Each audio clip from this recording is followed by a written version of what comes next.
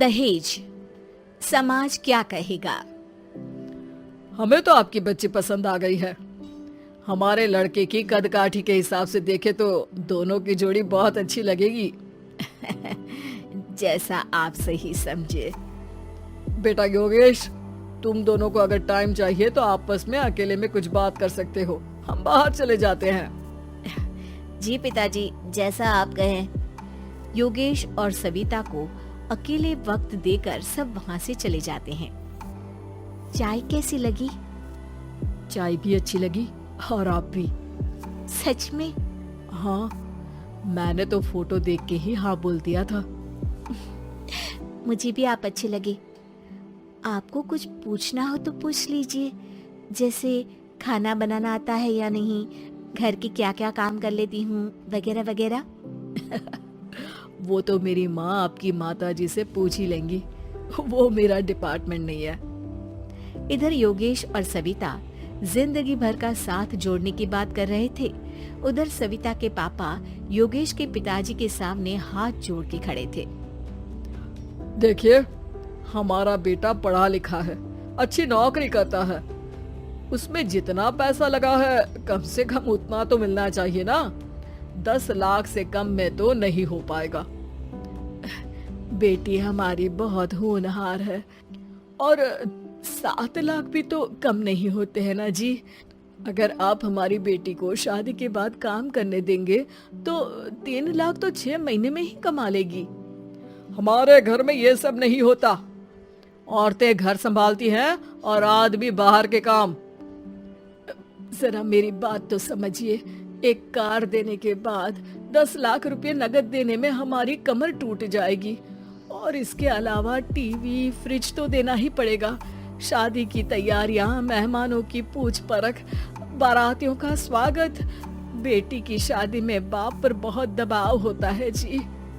देखिए, हमारा बेटा कोई दुकान में रखी चीज नहीं है जिसके ऊपर हम भाव ताव कर सके और आप उसे कम दाम में खरीद लेंगे। 10 लाख से 1 भी रुपया कम नहीं होगा।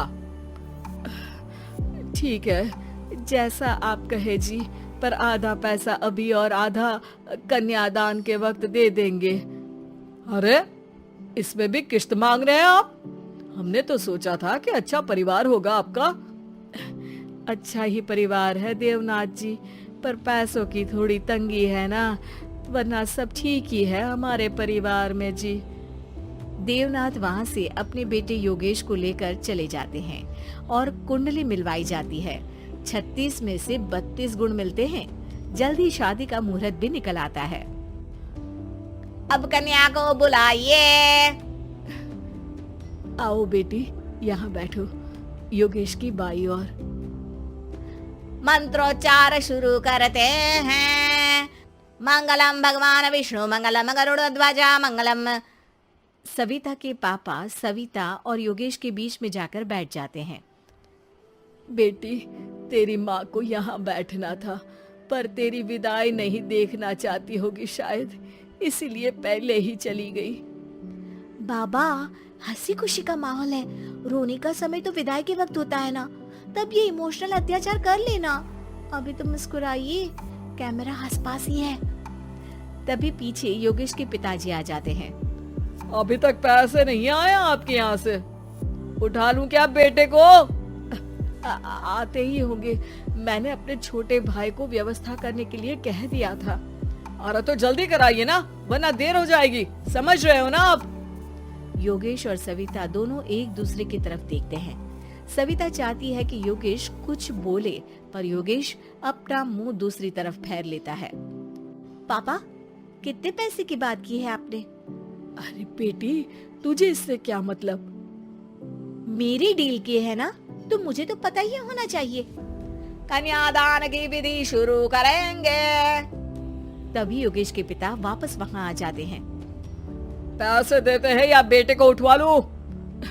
मैं आपके हाथ जोड़ता हूँ जी, थोड़ा सा इंतजार कर लीजिए। देवनाथ वहां से चले जाते हैं। तुम अपने पिताजी से कुछ कहते क्यों नहीं? उनके सामने कोई आवाज नहीं उठाता।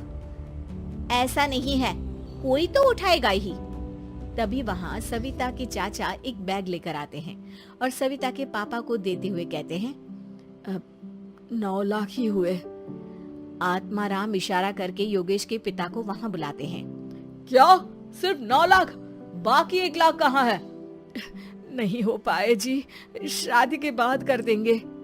अरे आप बात से पलट रहे हैं। जल्दी से अभी के अभी पूरे पैसे लाइए, वरना बेटे को उठाऊं क्या? देखिए मैं आपके पाँव पड़ता हूँ। रुक जाइए पापा, रिश्ते हाथ पकड़कर जोड़े जाते हैं, पांव पकड़कर नहीं। बेटी तू चुप रह। नहीं, ये कब से बस कह ही रहे हैं कि उठवा लूं, पर कोई उठ ही नहीं रहा। लो मैं ही उठ जाती हूँ। बेटा अपशगुन हुआ। दहेज लेना सबसे बड़ा अपशगुन है, पाप है, पाखंड है। और योगेश, तुम्हें मैं पसंद हूँ तो कुछ बोलते क्यों नहीं? और तुम्हारे पिताजी, अरे देवनाथ जी, आपके नाम में ही बस देव है, काम तो आपके असुरों जैसे हैं। पर गलती आपकी नहीं, गलती मेरे पिताजी की है, जो आप जैसे लोगों को घर की दहलीज भी चढ़ने देते हैं। लेकिन एक बात साफ है, मैं आपके घर की दहलीज कभी नहीं चढ़ूंगी।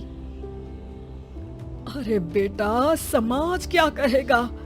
यही कहेगा कि सविता के भीतर की माँ दुर्गा जाग गई थी, जिसने पापा के खिलाफ, गलत के खिलाफ आवाज उठाई। आसपास के लोगों ने जोरदार तालियां बजाई। समाज की तालियों से पता चला कि समाज क्या कहेगा। समाज ने सविता की बात को स्वीकार भी किया और उसको अपने सर आंखों पर भी बिठा लिया। सविता के पिता में हिम्मत जागी और उन्होंने कहा, देवनाथ जी, आप कह रहे थे ना बेटे को उठा लूं क्या? उठा लीजिए। हमारी बेटी को आपका लड़का पसंद नहीं है और हमें आप